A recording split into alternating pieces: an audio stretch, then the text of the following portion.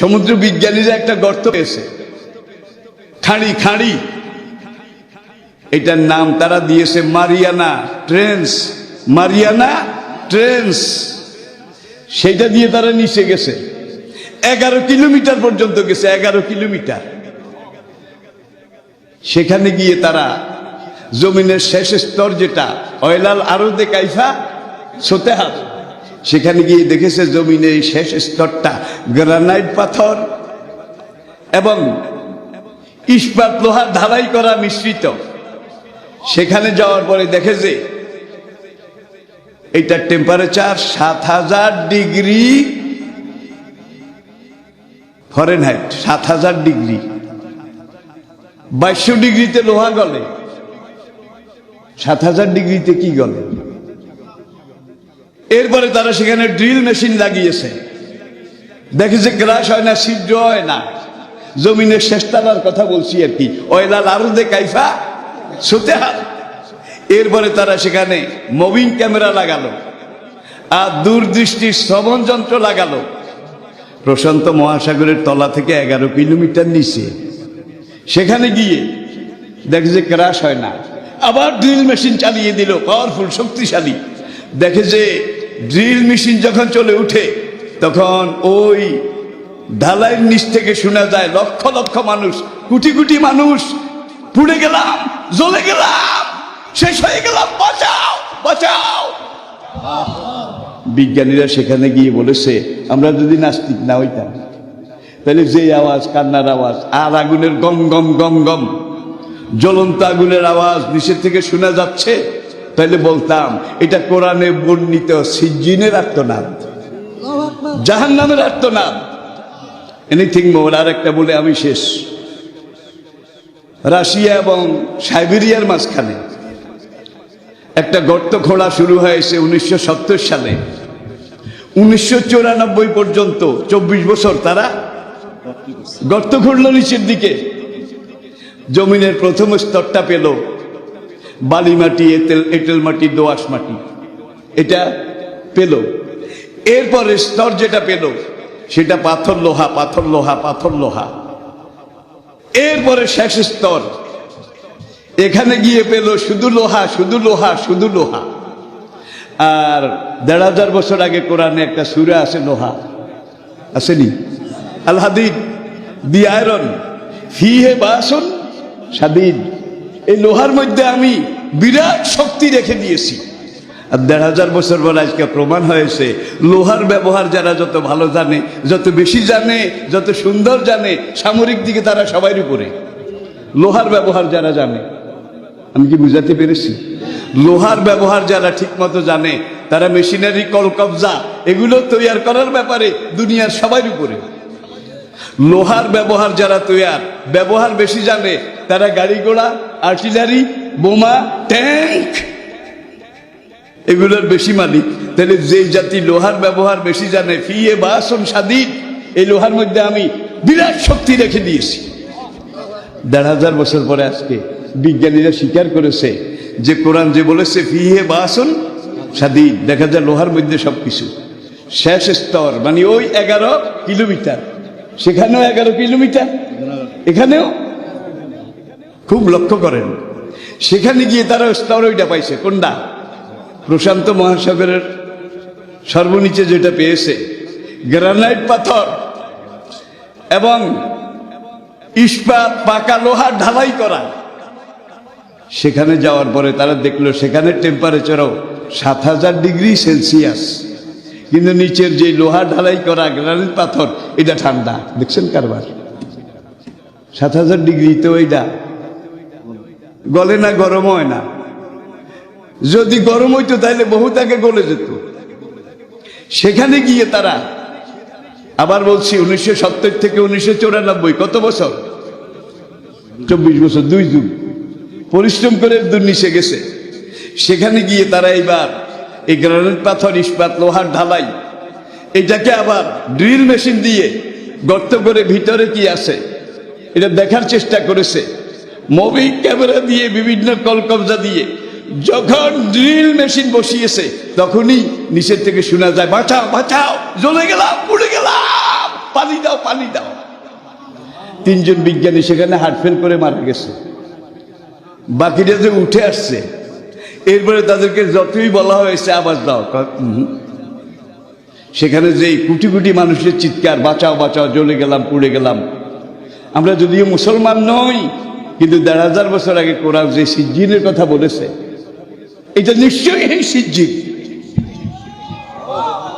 এরপরে 2006 সালে তারা এটাকে সিল করে দিয়েছে, কারণ কেউ নিচের দিকে যাইতে রাজি না, গেলে আগুনের গমগমিয়া চিৎকার শুনলে হার্ট ফেল করে। এরপরে 2006 পরে তারা রাশিয়া, সাইবেরিয়ার উত্তর দিকে একটা খনি খোঁজ করার জন্য আবার নিচের দিকে গর্ত করেছে, ড্রিল করেছে, করে করে তারা 11 কিলোমিটার গেছে। 11 কিলোমিটার ওই সমান ওয়েলাল আরুদে কাইফা সোতে হাত, দেখছেন কারবার? সেখানে গিয়ে দেখে যে স্তরইডা গ্রানাইট পাথর আর ইস্পাত লোহার ঢালাই। সেখানে তারা আবার ড্রিল মেশিন, মুভিং ক্যামেরা, কলকবজা বসাইছে, কিন্তু ক্রাশ হয় না, ছিদ্র হয় না, ড্রিল মেশিনও ঢুকে না। যখনই ড্রিল মেশিন চালায় এটা ঘুরে, আর ভিতর থেকে লক্ষ কোটি কণ্ঠের আর্তনাদ, বাঁচাও বাঁচাও, জ্বলে গেলাম, পুড়ে গেলাম, আমাকে একটু পানি দাও। তারা বলল, আল্লাহর কসম আমরা মুসলমান না, কিন্তু 1500 বছর আগে মুসলমানের কোরআনে যেই কথা বলেছে, কাল্লা ওয়াইন্না কিতাবাল ফুজ্জারে লাফি সিজ্জিন, বেনামাজি, বেরোজদারি, কাফের, বেঈমান, বেদাতি, বেনামাজি, বেরোজদারি, ফাসেক, ফুজ্জার, তাদের রূহ কিয়ামত পর্যন্ত কোথায় থাকবে? জোরে বলেন, জোরে বলেন। আর কাল্লা আগের আয়াত, ইন্না কিতাবাল আবরারে লাফি ইল্লিয়িন, মহাশূন্যে গবেষণা করতে করতে তারা যে দূর পেরেছে বেচারারা গেছে। যাওয়ার পরে অজাল না সেরা যাও ও হাজা, এই আয়াতের উপরে নিজেরা রিডিং করেছে, রিসার্চ করেছে, করার পরে তারা উপরের দিকে যে দূর পেরেছে গিয়েছে, তাদের মহাশূন্য যান। এক পর্যায়ে গিয়ে তারা সেখানে পরীক্ষা নিরীক্ষা করে নাসাকে, স্কাই নিউজে যেই খবর এসেছে সেটা হলো সেখানে টেম্পারেচার কত লক্ষ কোটি ডিগ্রি, এটা হিসাব করে বলা সম্ভব নয়। এরপরে তারা বলেছে সূর্যের টেম্পারেচার 30 কোটি ডিগ্রি সেলসিয়াস, 30 কোটি ডিগ্রি সেলসিয়াস। সেরা যাও হাজা, জ্বলন্ত, প্রদীপ্ত, উত্তপ্ত একটা সূর্য আমি তৈরি করেছি। এবং তারা পরীক্ষা করে স্বীকার করেছে সূর্য একটা জ্বলন্ত অগ্নিকুণ্ড। বিজ্ঞানীরা বলে উভয় একটা জ্বলন্ত গ্যাসের সমষ্টি। তারা দেখেছে হাইড্রোজেন গ্যাস আর কার্বন ডাই অক্সাইড, এই দুইটা গ্যাসে সূর্যটা জ্বলে। 1 সেকেন্ডে 30 কোটি টন হাইড্রোজেন গ্যাস লাগে সূর্যকে জ্বালিয়ে রাখতে। সেকেন্ডে 30 কোটি টন, মিনিটে, ঘন্টায়, দিনে, মাসে, বছরে, অনন্তকালে। একদল বিজ্ঞানী বলে, ভাই রে ভাই, সেকেন্ডে 30 কোটি টন, এটা কি হিসাব করে বলা যায়? এখন সূর্যের ডাইনে বামে, পূবে পশ্চিমে কি পরিমাণ গ্যাস আছে, কোন দিন আবার গ্যাস শেষ হইয়া যায়। গ্যাস যদি শেষ হয়ে যায় তাহলে সেরাক নিভে যাবে। সেরাক চিনেছেন?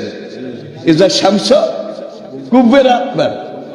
তখন তারা বলে, তাহলে এটা সূর্যবাদ দিয়ে আশপাশে দেখো, সেকেন্ডে 30 কোটি টন করে খায়, আশপাশে রিজার্ভ গ্যাস আছে কিনা, কোন দিন শেষ হইয়া যায় আমার, সেইটা নিভে যাওয়া মানে দুনিয়া শেষ হয়ে যাওয়া। এইবার তারা পরীক্ষা নিরীক্ষা করেছে একাধারে 6.5 বছর করে টোরে। তারা বলছে সূর্যের চারিদিকে এখনো যেই পরিমাণ অক্সিজেন গ্যাস মজুদ আছে, সেকেন্ডে 30 কোটি টন করে জ্বালিয়ে আরো 500 বছর জ্বলার মতো গ্যাস সেখানে রিজার্ভ আছে। যার হাতি সে জানে, যার হাতি সে জানে। পুরো দুনিয়ার যত ক্ষমতারোহী তারা সবাই মিলে সূর্যটাকে 1 সেকেন্ড জ্বালিয়ে রাখার হ্যান্ডম বোধহয় আছে। জোরে কন। সূরা আম্বিয়া 32 নম্বর আয়াত, সেখানে আল্লাহ পাক বলছেন, তোমাদের মাথার উপরে আমি একটা অদৃশ্য ছাপ তৈরি করে দিয়েছি, অদৃশ্য ছাপ যেটা দেখা যায় না। যে ছাপটা তোমাদেরকে অনেক বিপদ আপদ থেকে রক্ষা করে, ওই অদৃশ্য ছাপটা যদি আমি তৈরি না করতাম, দুনিয়াতে মানুষের একদিনও টিকে থাকা সম্ভব ছিল না। বিজ্ঞানীরা পরীক্ষা করেছে যে কোরআন তো মিথ্যা বলে নাই, অদৃশ্য ছাপ। তাহলে কি দেখো, তারা পরীক্ষা করে করে দেখছে জমিন থেকে উপরের দিকে 100 মাইল, 100 মাইল একটা স্তর। বিজ্ঞানীরা এটার নাম দিয়েছে গ্রিন হাউস এফেক্ট। কি নাম? Green house effect. এই 100 মাইল পার হওয়ার পরে এইটার উপরে আরো 100 মাইলের একটা অদৃশ্য ছাদ আছে, ছাদ। সেটার নাম বিজ্ঞানীরা দিয়েছে ওজোন স্তর। শিক্ষিত ভাইয়েরা পড়েছেন, জানেন ওজোন স্তর। সূর্য যখন এই 30 কোটি ডিগ্রি ফারেনহাইটে জ্বলে, সেকেন্ডে 30 কোটি টন গ্যাস লাগে, তখন সেখানে বিস্ফোরণ হয়, ঠাস ঠাস। কোন ঘরে বিল্ডিংয়ে আগুন লাগলে ফুটে নানি কি ফুসফাস ঠুসঠাস, সূর্য থেকে প্রতি সেকেন্ডে ফুসফাস ঠুসঠাস এটা করে অক্সিজেন গ্যাসের গোল্লা জমিনের দিকে পড়ে। গ্রহ নক্ষত্র, মিল্কি ওয়ে ছায়াপথ, যেগুলার আলো শেষ হয়ে গেছে, ওয়াইজান নুজুমুন কাদারাত, যেগুলো নিভে গেছে সেগুলা কালো পাথরের মতো হয়ে যখন নিভে যায় তখন জমিনের দিকে পড়ে। এক একটা নক্ষত্র এরকমও আছে যেটা জমিনের চাইতে, দুনিয়ার চাইতে লক্ষ লক্ষ গুণ বড়।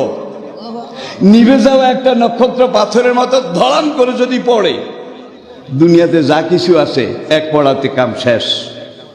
এখন ওখান থেকে নক্ষত্রগুলা পড়ে, নিভে যাওয়া নক্ষত্র, কার্বন ডাই অক্সাইড, হাইড্রোজেন গ্যাসের গোল্লা পড়ে। এগুলো ওজোন স্তরে যখন পড়ে, সে ওজোন স্তরে আল্লাহ এমন শক্তি রেখে দিয়েছেন যে ওজোন স্তরের পরিবেশ পরিস্থিতি, ক্লাইমেট ওই হাইড্রোজেন গ্যাসগুলোকে নিষ্ক্রিয় করে দেয়, জমিনের দিকে পড়তে দেয় না। এরপরে যে নক্ষত্রগুলো মৃত পাথরের দলার মতো জমিনের দিকে পড়ে, এগুলো যখন ওজোন স্তর পার করে গ্রিন হাউস এফেক্টে আসে, তখন সেখানে আসলে সেখানে আল্লাহ এমন কুদরতি মেশিনারি আল্লাহ করলে শাইন কাদিরের ডায়নামা ফিট করে রেখেছে, ওই পাথরগুলা ওই স্তরের পর্যায়ে গুঁড়া গুঁড়া হয়ে উড়ে গিয়ে প্রশান্ত মহাসাগরে পড়ে, জমিনে পড়তে দেয় না। আল্লাহ আমাদেরকে বুঝার তৌফিক দান করুন। নতুন ওয়াজ ও ইসলামিক সঙ্গীত পেতে আমাদের বিবর্তন মিডিয়া চ্যানেলটি সাবস্ক্রাইব করুন।